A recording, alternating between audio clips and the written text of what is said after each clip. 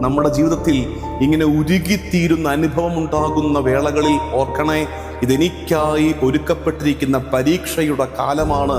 ആ പരീക്ഷയിൽ വീഴാതിരിക്കാൻ എന്ത് ചെയ്യേണ്ടത്?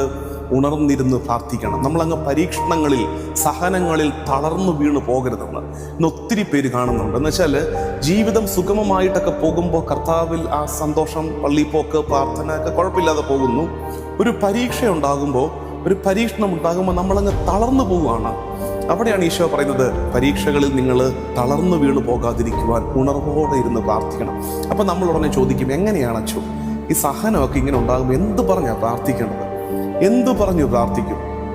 ശരിക്കും പറഞ്ഞാൽ ഇങ്ങനെ ശരീരം കാന്തുന്ന വേദന ഉണ്ടാകുമ്പോൾ, ചില രോഗാവസ്ഥ എന്നൊക്കെ പറഞ്ഞാൽ നമുക്കൊരു പ്രാർത്ഥന ഒന്ന് ഉരുവിടാൻ ആവത് പോലും ഇല്ലാത്ത രീതിയിൽ നമ്മുടെ ശരീരം തകർക്കപ്പെടുന്ന അനുഭവം ഉണ്ടാകും. മാനസിക വ്യഥയുടെ സഹനകാലമുണ്ട് നമ്മുടെയൊക്കെ ജീവിതത്തിൽ.